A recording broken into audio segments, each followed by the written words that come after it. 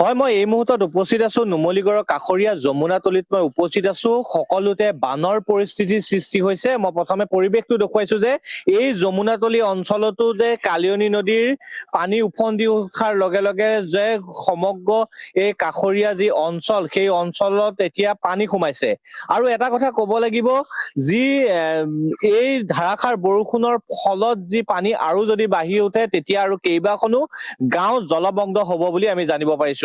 আপোনাৰ পৰা মই জানিব বিচাৰিছো, কি ক'ব, কেতিয়াৰ পৰা পানী হৈছিল আৰু কি কি হৈছিল? কালিতো যোৱাৰাতিৰ পানীয়ে ধৰক, দিনটোতো আৰু পানীৰ কাৰণে আমি বস্তু বাহানিবোৰ সামৰিবলগীয়া হৈছে, ওপৰলৈ দাঙিবলগীয়া হৈছে। পানী উঠিলেতো ইয়াত কোনো ৰক্ষা নাই ধৰক, আৰু বস্তু উটুৱাই নিয়ে, গছ গছনি বা সেইবোৰতো মৰিয়ে যায়।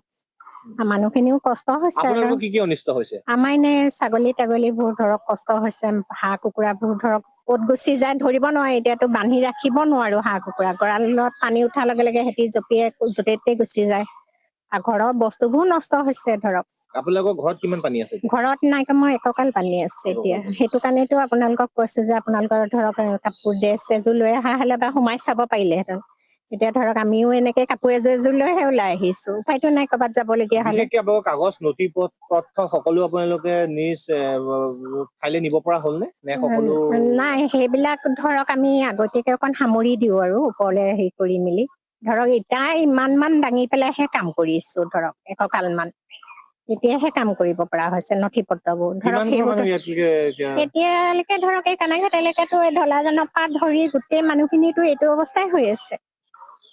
হয়, এটা কথা ক'ব লাগিব, যি এই কালিয়নী নদীৰ কাষৰ বহুতো কেইখন গাঁও এতিয়া জলমগ্ন হৈ পৰিছে। মই আপোনাৰ পৰা জানিব বিচাৰিম, কওকচোন এইটো পানীটো আগতেও হয় নে এতিয়া কিহৰ পৰা হৈছে? আগতে মানে কেইবাবছৰ আগত এবাৰ হৈছিলে, তাৰপিছতে নতুন দলংখন যেতিয়াৰ পৰা মানে বনালে, তাৰ পিছৰ পৰা যোৱা বছৰো বানপানী হৈছে। তাৰপিছত এই বছৰো তেনেকে বানপানী হৈছে। নতুন দলংখন নতুন লোহাৰ দলংখন, সেইখন বনোৱাৰ পাছৰ পৰা মানে পানী সঘনাই হৈছে। আৰু যোৱা বছৰো কেইবাবাৰো পানী আহিছিলে, তাৰপিছত এই বছৰো আকৌ পানী আহিছে। চৰকাৰী একো নাই পোৱা, আমি একো সুবিধা নাপাওঁ। যোৱা বছৰো একো সুবিধা নাই পোৱা, এইবছৰো একো সুবিধা নাই পোৱা। ঘৰ দুৱাৰ ভাঙি মোৰ অৱস্থাই নাই। এতিয়া ল'ৰা ছোৱালী বহুত অনিষ্ট হয়। মোৰ ঘৰ দুৱাৰ ভাঙিলে, যোৱা বছৰো ভাঙিলে।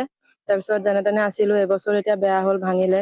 মোৰ ল'ৰা ছোৱালী সৰু সৰু ল'ৰা ছোৱালী কেইটা আছে, সেইকেইটাৰো বহুত কষ্ট হয়। মোৰ গৰু আছে, ছাগলী আছে, আপোনাৰ হাঁহ আছে, কুকুৰা আছে। সেইবোৰো মানে যেনে তেনে আৰু যি থাকে আৰু কিছুমান মৰিও যায় তেনেকে। আৰু কিছুমান বচাব পাৰো, কিছুমান বচাব নোৱাৰো। এই খোৱা পানীৰ অসুবিধা হয়। যমুনামুখৰ